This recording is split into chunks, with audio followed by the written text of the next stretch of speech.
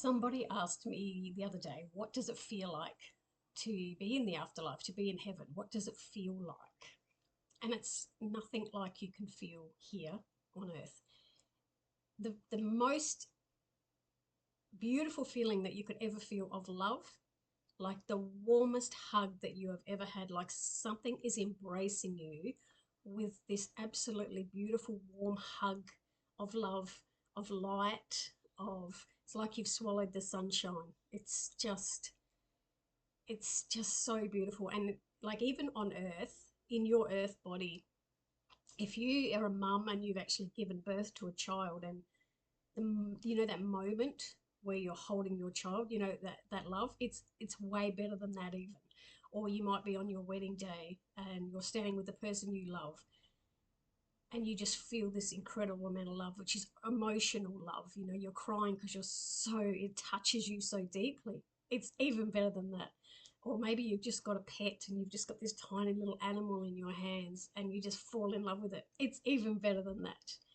It's it's just a constant feeling of love. Like in when we are in our human body, we have these moments. We have moments where we feel emotions, but there in the afterlife, it's always this feeling of love.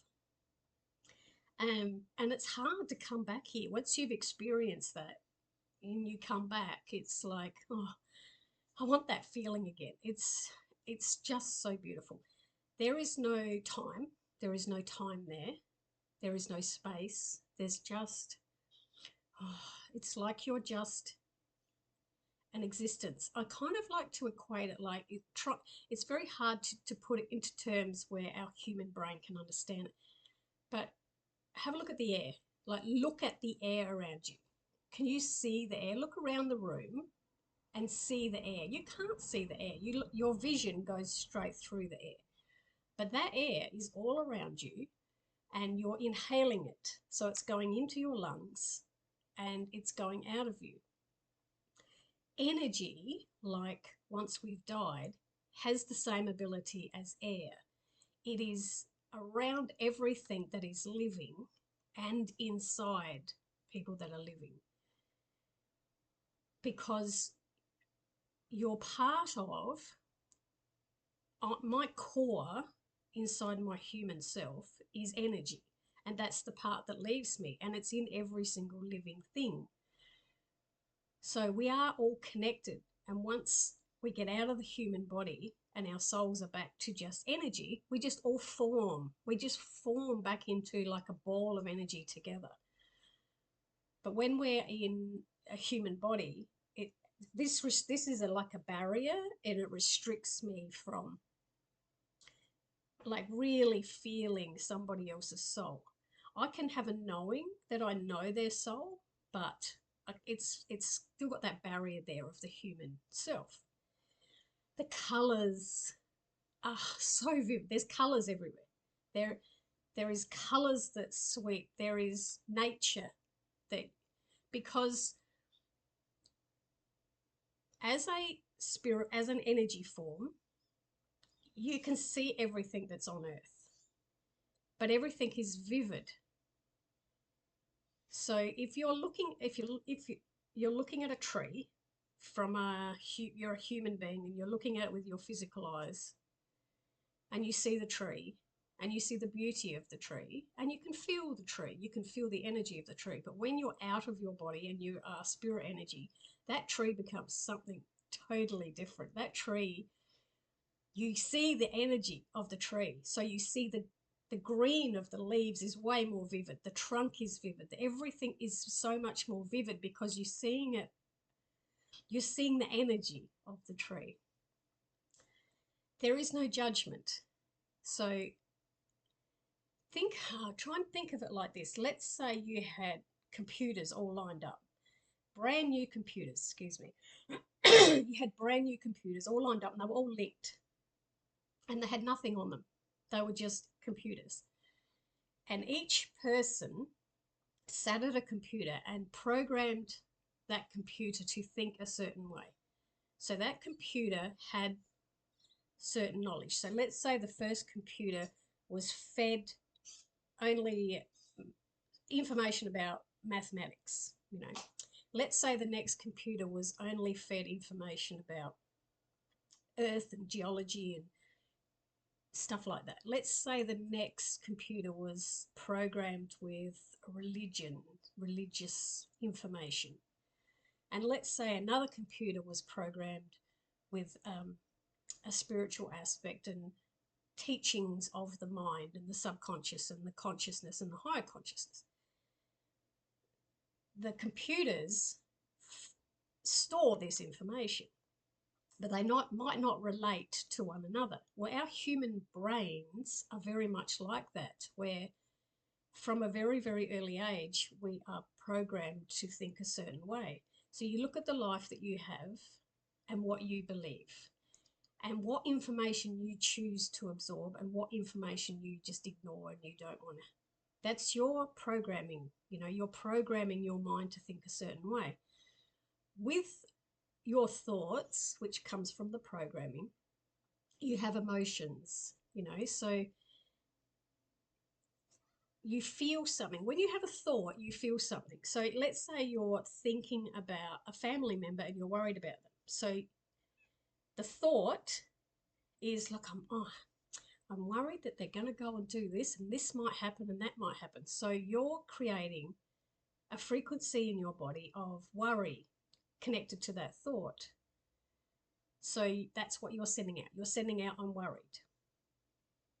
And any other spirits around you are picking up through telepathy that you're worried. If you're sitting there thinking, I'm going to bake a cake later on, and in my mind, I'm going to try this and try that. So you've got this kind of, because the thought is, I'm going to go and try something, and I'm going to push myself to make it really, really good. I want it to be perfect. So you're sending out this different thought. The frequency that goes with that thought is enthusiasm or motivation or excitement. And then somebody else is planning, you know, they're planning a holiday. And in that, they're thinking about, oh, I'm excited. So the thought of planning a holiday is creating a feeling of excitement and maybe a bit of nervousness because you're not sure if everything's going to go to plan. So then you're sending out a frequency of excitement. So you're always sending out some kind of frequency out of your body, which comes from your thoughts. And those spirits in the non-physical world that are just energy can, using telepathy, can read that frequency. So it's not, they're not reading your thoughts, but they're reading your frequency, but your frequency is a direct connection to your thoughts. So that's what it feels like to be in the non-physical world. The non-physical world is just feeling frequency all the time. And they don't have to fix stuff for us because there is no ego. Now, because you've been programmed, because your mind has been programmed to think a certain way, and you have thoughts and you have feelings, and you created your own personality, you have an ego part. That's part of the human brain, and that's the part that doesn't want to get hurt. That's the part that's protecting you. When you've died and you're just energy, there is no ego. It doesn't exist. So there's no judgment. So as a spirit form, you can look at your loved ones and you can feel that they are worried, or you can feel that they need to fix a problem, or you can feel they're excited.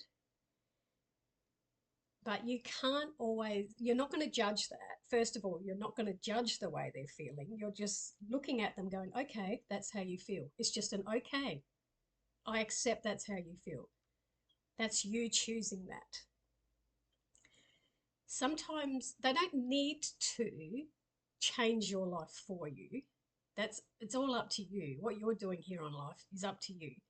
But if you ask them for help, if you say, look, I'm really concerned about this, or I really need help right away, using telepathy, The same telepathy that you're sending to them with your frequency of I'm worried, they will send back a telepathy feeling into your mind, into your thoughts, to help you with the solution. Or they will put a thought into somebody else to interact into your life to help you with the solution. So that's where people say, oh, I had a miracle, I was going to be homeless and I couldn't find anywhere to live, and all of a sudden a house showed up. It's a combination of you putting that frequency out there, like I really need a house right now, plus energies that are around you can maneuver, they can put thought into other people's minds to make something happen. Like I will suddenly get a thought to contact somebody and just say, how are you? And that person will say, oh my God, I'm so glad I heard from you right now because I'm in pieces, So they're screaming out for help, and I'm miles away on the other side of the world, and I get a thought to contact them to see if I can help with the situation or just give them some kind of calmness in their life. So that's why quite often you'll just get a thought out of the blue. You'll be doing your own jobs and you get a thought like, I should contact this person because, they might need help or something's just happening in their life. That's why it's all connected. The whole lot is connected. But it's this, so we've died and we've stepped out of our body and we're in this space of love. We know all energy. We know all other energy. We might have had different life experiences, but we know all other energy. So we would know as a spirit what life was led. So I could look across and just see this other spirit or feel this other spirit of a life that was led and know everything about that life and the reason why that person led that life. If they were a really, really bad person and they hurt others, my soul still has love for them and their soul still feels love. But they are now under a observation of, what did I do as a human being? What did I create on that earth? And why did I create it? Because some souls will choose to be in a body that is mean to people. But that mean person is teaching a lot of people about themselves. If you're around good people all the time, if you're always around good people, you won't grow. You won't learn. If you're around a narcissistic person or a greedy person or an angry person, you grow. You grow because you start to see, I don't want to be like that. What do I have to do? What do I have to learn about myself to avoid that? So they are there for a reason. We don't all just choose to be beautiful, kind people on this earth, because if we all chose that, no one would grow. We have to have bad people here too to make us grow, to make us, even I've said this for a long time, if my soul in a previous existence stole from lots and lots of people, I just walked around stealing from people, my soul gets to the other side and then looks at that. What did I do? I just took from all those people. So I'm going to choose to come back and have everything taken from me so that I know the opposite end of the stick. I know what it is to take. I know what it is to receive. I know the opposite. I know what it is to take all this stuff from other people and then have it taken from me. I understand what that feels like. I understand what I have caused other people. It's just this massive big learning thing. But when a soul doesn't get to the other side and look, let's say you just had a massive disagreement with a family member on this earth, and right up until they've died, you didn't rectify things. You didn't speak with one another. You had an opinion, programmed thoughts. You had an opinion of who they were, just based on your belief, not knowing what they're thinking in their mind, just based on you. They are doing the same. They have an opinion of you based on their thoughts. When they die, they don't have anger. They don't look back at you with judgment. they see everything clearly. They see why they had the thoughts they had. They see why things crashed between you. It's like this awareness without judgment. Just think for a moment, if you could have total awareness without any judgment, what does that feel like? Because always on earth, we have that judgment. That's the ego. The ego says, I want to judge this because I want to feel good about myself. You know, when you're having a disagreement with somebody, you want to look at yourself as the person in the right and they're the person in the wrong. They're doing exactly the same thing. They're seeing themselves in the right. When you die, that is gone. The ego stays here. The ego stays here with the physical. The ego is attached to the physical brain. Physical brain is in the body. Body dies, gets buried. Brain is buried. Brain doesn't go. The higher consciousness goes. The higher consciousness doesn't have judgment.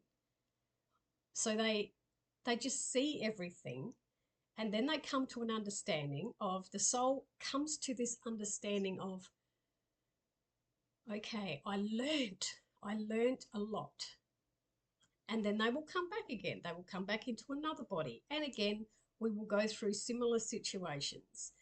And we get a chance to rectify it in the next life, or free will, you can go through exactly the same thing again. It's like giving someone a lesson. Here's your lesson. Would you like to learn it? I'll learn it or I won't learn it. And there's nothing you can do about forcing somebody to learn something if they're not ready to. But I think that's why it feels so loving and so beautiful, and like you're just being hugged with love, because there is no judgment. And it's not like, as a like a spirit, as an energy in the non-physical world, it's not like we feel emotion like we do in the human body. So we understand what emotion is because we can use that telepathy, but we don't actually feel it. So then we get to the subject, well, if we are just all one giant big energy and we all just merge back into one and there is no judgment, how is a medium on earth connecting to an individual life? And I've explained this before. If you think of it like this massive ball of energy, it's everywhere. And a little bit breaks, a tiny little bit breaks off. And it comes into the human body at birth.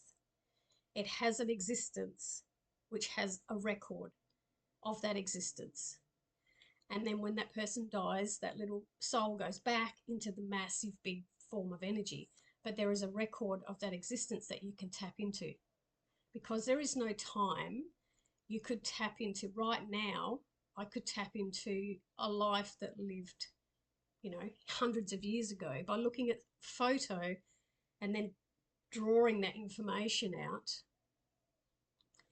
I can still get information from the existence of that life.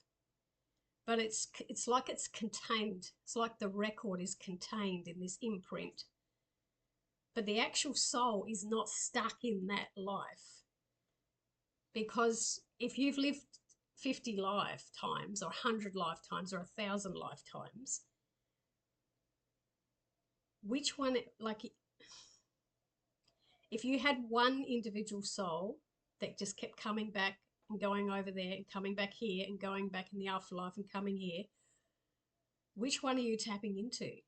Are you tapping into the life from 1200, 1800, 1962? Which life are you tapping into? It's because each life leaves an imprint, and that's what a medium is tapping into. They're tapping into the imprint of that life, like tapping into the computer that had all that programming on it. So that's how they can that's how they can tell what a personality was like. That's how they can tell what job they did. That's how they can tell names, and because it's like a computer that's got all the information about your life is contained in this imprint that can be tapped into. When I went into that room of knowledge, it was like there was books. There was books of every single life that existed.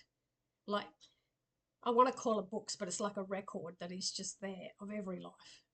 And That is what a medium is tapping into. But the actual soul, the soul is not stuck anywhere. The soul is just goes back into this massive big ball of soul energy that everyone knows everyone. Everyone is connected to everyone. There is no judgment. It is just love. It is the most beautiful love. There is some people that have had near-death experiences that didn't go to a situation of love. In situations where I don't believe they fully died, so they may have had a drug-induced psychosis situation where they've come out of a operation and felt like they weren't fully in their body, and they went through something horrible. They thought demons were coming after them.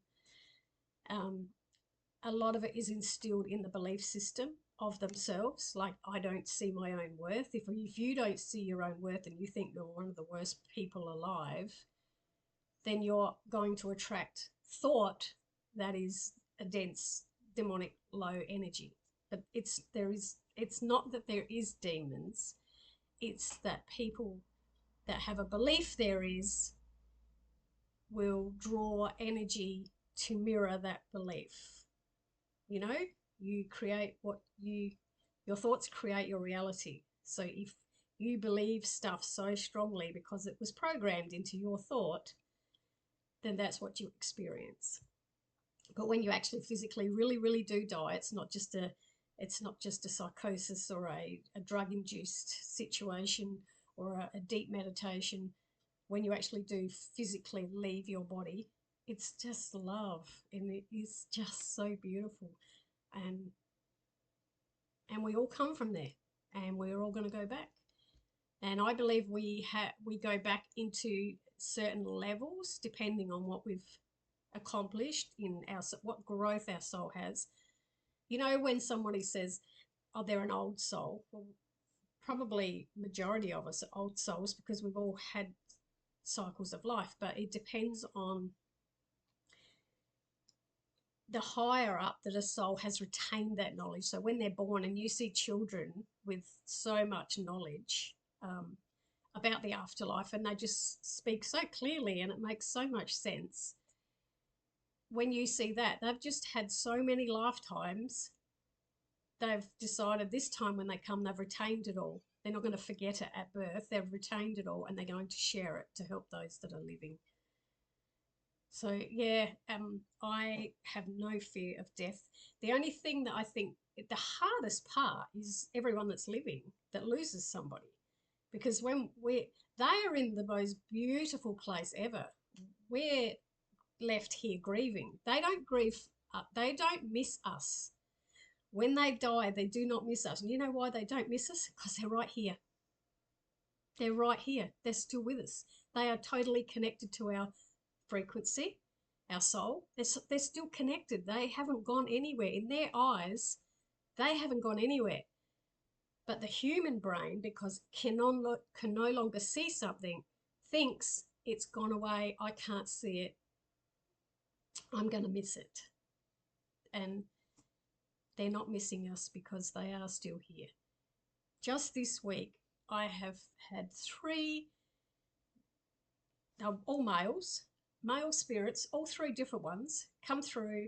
That they're just in my home. You just catch them moving through.